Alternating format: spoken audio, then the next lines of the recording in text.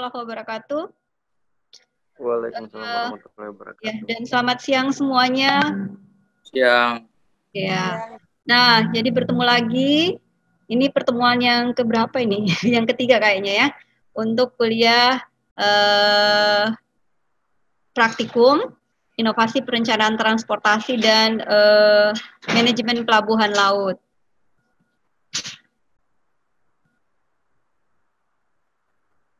Nah, untuk mengefisienkan waktu, kita mulai, saya kasih sedikit overview ya.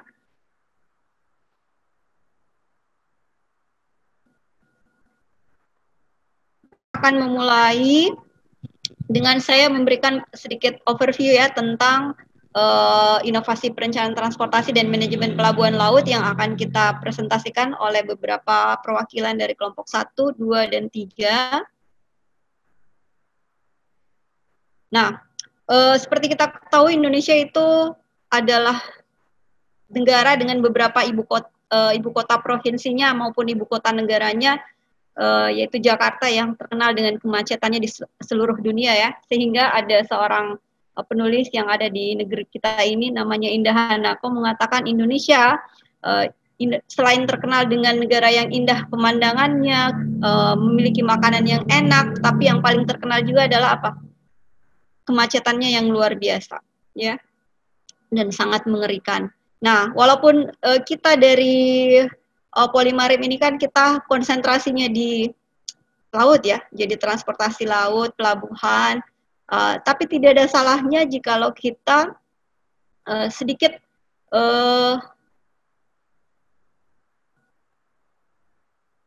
memberikan sedikit judgement bahwa transportasi itu adalah hal yang sangat penting atau berpengaruh untuk menjaga image seseorang ataukah sebuah negara ya.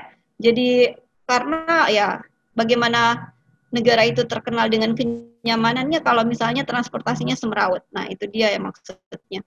Nah, jadi untuk inovasi perencanaan transportasi ini nanti kelompok perwakilan kelompok modelan 4 tahap ya dalam bidang transportasi. Jadi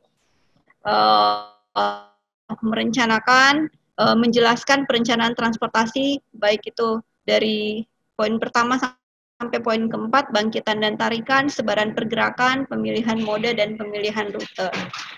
Nah, kemudian untuk pelajaran mata kuliah manajemen pelabuhan laut, nah kita akan memperingati besok 17 Agustus 2020 memperingati 75 tahun Indonesia Merdeka. Nah, Presiden kita Bapak Joko Widodo itu sejak awal pemerintahannya di periode pertama kan betul-betul sudah memberikan penekanan tentang fokus pada pembangunan maritim ya dengan tol laut. Nah, ini ada kutipan sedikit dari beliau yang saya ingin sampaikan untuk memberikan sedikit overview tentang pentingnya pelabuhan dan bapak-bapak yang kerja di pelabuhan kan pasti sudah sangat tahu ini, sudah sangat mahfum dengan hal ini. Nah, jadi tidak mungkin kita menjadi poros maritim dunia kalau kita tidak mempunyai pelabuhan-pelabuhan yang menjadi tempat bersandar kapal-kapal besar yang mengangkut produk-produk kita. Untuk menuju ke sini, ya itu adalah sebuah perjalanan yang harus ditempuh dengan ya tidak hanya dengan semudah membalikan telapak tangan ya, sangat-sangat susah untuk hal itu. Kenapa ya? Karena ya kita tahulah di pelabuhan itu banyak aspek yang ada di dalamnya, sangat kompleks ya, mulai dari birokrasi dan lain-lain yang sangat perlu pembenahan mungkin ya. Dan bagaimana orang-orang yang seperti bapak-bapak dan ibu-ibu yang sedang dan akan terjun di dunia kemaritiman ya pasti akan sangat paham dengan hal tersebut. Nah, itu saja dari saya untuk sebagai overview atau introduction untuk awal kuliah kita. Nah, Jadi teknisnya nanti kita mulai dulu dari inovasi perencanaan transportasi untuk kelompok 1, kemudian kelompok 2, kemudian setelah itu kita lanjut ke manajemen pelabuhan laut mulai dari kelompok 1, kelompok 2, dan kelompok 3. Setelah itu kita tutup, dan sebelum kita tutup mungkin kalau ada pertanyaan boleh ya kita ajukan pertanyaan. Yang mengirim PowerPoint-nya ini ada saya lihat presentasi untuk oh ini tadi ya, Rudy Stephen.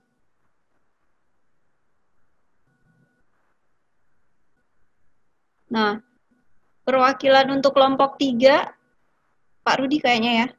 Tadi Pak Rudy kirim bahannya ke saya. Jadi selanjutnya saya persilakan kepada Pak Rudy untuk memulai sebagai perwakilan dari kelompok 3. Saya share screen ya.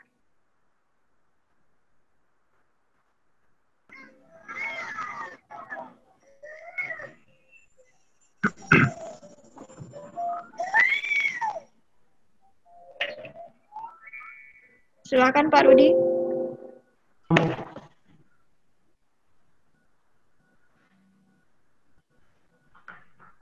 Baik, kami dari kelompok 3. Assalamualaikum warahmatullahi wabarakatuh. Waalaikumsalam warahmatullahi wabarakatuh. Fungsi pelabuhan berfungsi sebagai tempat pemerintah dan tempat pengusaha. Fungsi pemerintah meliputi pengaturan dan pembinaan, pengendalian, pengawasan kegiatan kepelabuhanan, keselamatan dan keamanan pelayaran. Sedangkan fungsi pemerintahan lainnya adalah kepabeanan, keimigrasian, kekarantinaan, dan kegiatan pemerintahan lainnya yang bersifat tidak tetap. Lanjut. Fungsi pengusahaan meliputi penyediaan atau pelayanan atau SPPB oleh bea cukai. Yang ketiga, post custom clearance adalah waktu yang dibutuhkan dari sejak persetujuan pengeluaran barang atau SPBB sampai dengan pengeluaran barang impor dari tempat penimbunan sementara.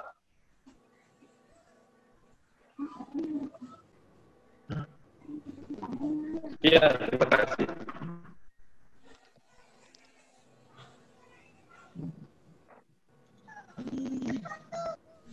Oke, jadi terima kasih kepada Bapak Rudi Hartanto sebagai perwakilan kelompok 3 yang mempresentasikan hasil mereka tentang manajemen pelabuhan laut ya, untuk kuliah manajemen pelabuhan laut. Nah, kemudian ke kelompok 2 ya, perwakilan dari kelompok 2 adalah Restina. Ya, Restina, adik Ibu Restina atau adik ini, masih muda kayaknya.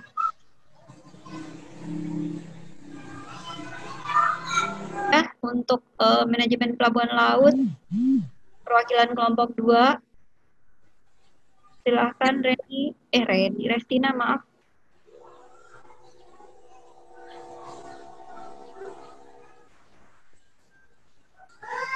Restina mana?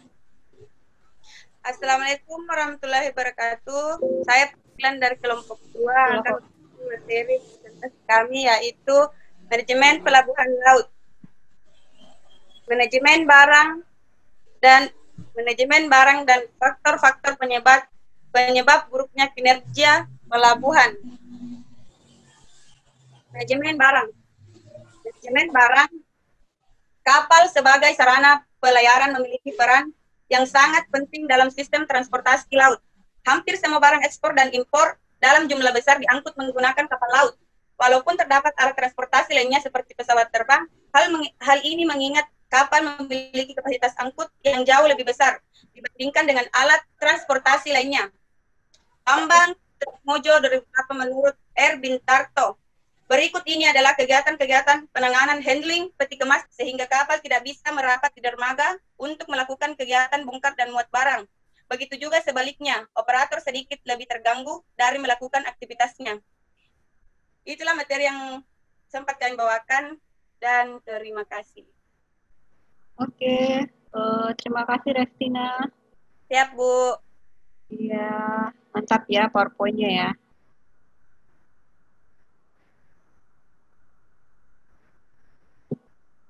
Nah, kita selanjutnya pindah ke inovasi perencanaan ya.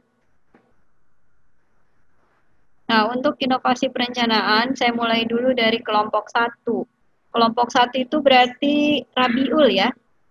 Siap, Bu. Ya, siap-siap Rabiul.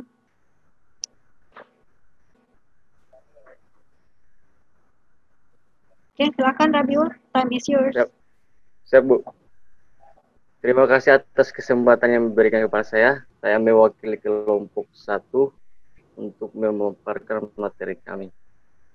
Tahapan atau pemodelan dalam perencanaan transportasi.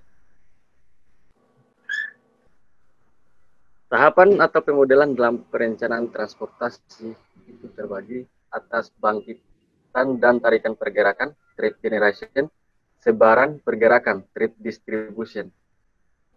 Metode ini tidak menjamin bahwa total pergerakan yang dibangkitkan dari setiap zona asal dan total pergerakan yang tertarik ke setiap zona tujuan akan sama dengan total bangkitan dan tarikan yang diharapkan pada masa mendatang. Saya kira sekian dari materi kami. Lebih dan kurangnya saya minta maaf. Terima kasih. Oke, terima kasih Rabiul ya. Terima kasih deh atas Siap, Bu. partisipasinya. Oke, kita ke perwakilan terakhir ya kayaknya. Dari kelompok 1. Kelompok 2. Oh, kelompok 2 ya. Pasam.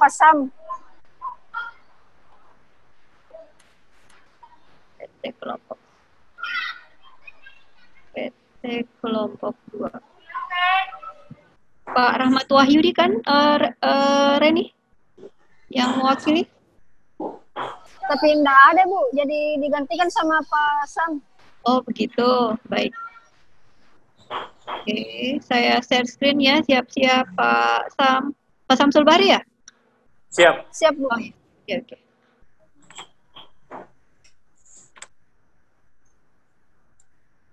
Oke, silakan Pak Samsul Bari. Oke, Assalamualaikum warahmatullahi wabarakatuh dan semangat sore Ya.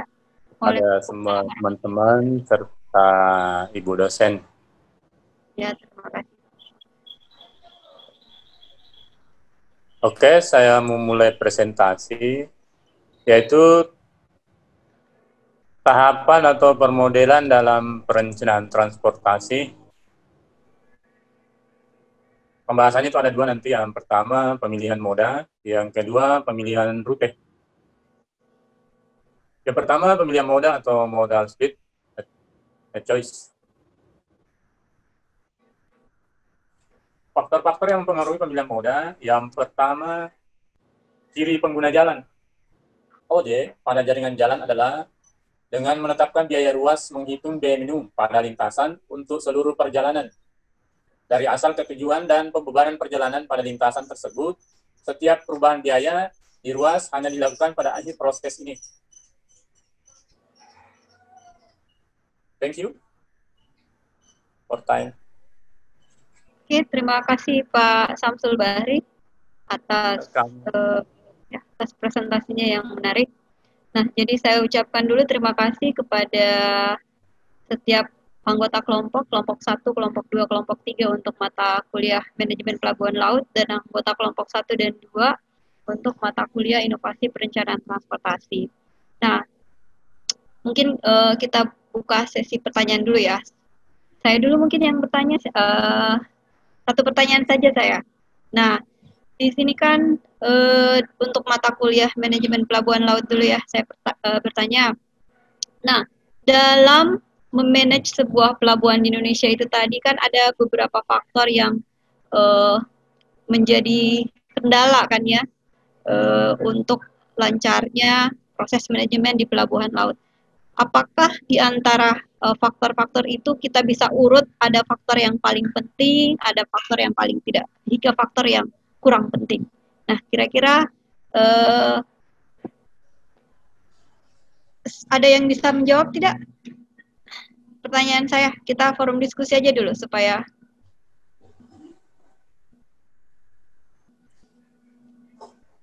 Hai Bu. siapa itu? Pak Samsul Bahri ya? Iya. Ya, oke. Silakan Pak Samsul Bahri. Menurut saya, faktor yang paling utama dan mendasar yang dapat menyebabkan menurunnya kinerja pengelolaan pelabuhan itu yang pertama faktor manusia, SDM-nya, Bu. Oh, ya. Oke. Karena dengan SDM manajemen dapat dijalankan dengan baik. Sekira itu, terima kasih. Oh, ya. Oke, jadi terima kasih jawabannya Pak Samsul Bahri. Jadi menurut Pak Samsul Bahri, faktor yang paling penting menurut beliau adalah faktor manajemen ya, manajemen sumber daya manusia maksudnya ya Pak ya. Ya. Ya, jadi faktor manajemen sumber daya manusia lah yang paling penting dalam manajemen pelabuhan laut itu menurut Pak Samsul Bahri. Nah, yang lain adik-adik mungkin atau bapak-bapak yang lain ada ini pendapat lain kira-kira? Saya Bu. Siapa itu? Pak Ansar, Bu. Muhammad Ansar, silakan. Kalau menurut saya Bu, dalam pengembangan suatu pelabuhan, di samping sumber daya manusia yang tentu memiliki kapasitas dan ilmu pengetahuan di bidang pelabuhan itu ya memang termasuk hal yang utama. Tapi apa gunanya sebuah sumber daya manusia jika fasilitas suatu pelabuhan di mana dalam melakukan aktivitas baik itu bongkar muat, penumpang dan barang, pastilah fasilitas dalam pelabuhan itu yang paling penting lagi, Bu. Oke, jadi menurut Pak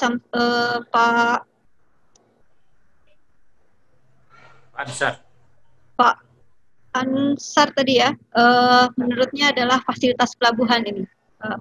Jadi menurut beliau, jadi harus didampingi dengan fasilitas pelabuhan yang memadai katanya. Jadi selain sumber daya manusianya, harus ada pula fasilitas pelabuhan yang memadai. Mungkin masih ada input dari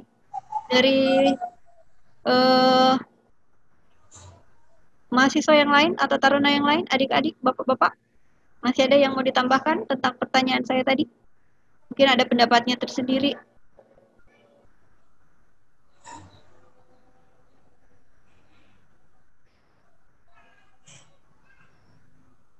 Bu. Izin siapa ya? Aditya Septian, Bu. Oke, silakan Aditya. Mungkin sambungan dari senior saya tadi, mungkin termasuk hal yang penting juga di bagian pendanaan, Bu. Oh, ya. Seumpama memang SDM sudah oke lah, tapi fasilitas bisa kadang treble, tapi pas pendanaan menipis kan nggak mungkin juga untuk berjalan. Mungkin itu antara fasilitas dan SDM bisa diselipkan bagian pendanaan masuk. Pendanaan ya, atau financial resource ya, kalau bahasa Inggris. Nah, terima kasih Aditya. Ya Bu. Oke, ada tambahan dari yang lain? Jadi sudah ada 3 poin ya. Yang pertama sumber daya manusia, yang kedua fasilitas, dan kalau Aditya tambahin ya dana ya. Jadi ada dana ya otomatis semuanya bisa dipermak menurut dia. Nah, mungkin ada yang lain mau ditambahkan? Faktor yang menurut Anda paling penting dalam manajemen pelabuhan laut supaya pelabuhan laut itu dapat termanage dengan ya kalau di Gojek namanya bintang 5 ya ceritanya. Bisa di-rating dengan bintang 5. Nah, kira-kira yang lain adik-adik, ini kita ada 12 orang ya di sini. Jadi pasti bukan hanya 3 orang yang memiliki pendapat ya. Pasti banyak. dan beda-beda ininya, beda-beda tolak ukurnya. Ini untuk kuliah hari ini, dan terima kasih yang banyak untuk yang sudah memberikan presentase. Kemudian ya terima kasih yang banyak buat Reni ya sebagai ketua Danton ya, ketua kelas kita. Merah Bu itu. Dantoni. Yang telah bekerja maksimal selama 4 bulan ya Reni ya, 4-5 bulan terakhir ya, untuk menyukseskan pertukaran informasi di antara kita semua. Nah, saya mengakhiri dulu kuliah kita hari ini. Terima kasih banyak partisipasinya. Sampai bertemu di kuliah-kuliah selanjutnya di semester depan ya.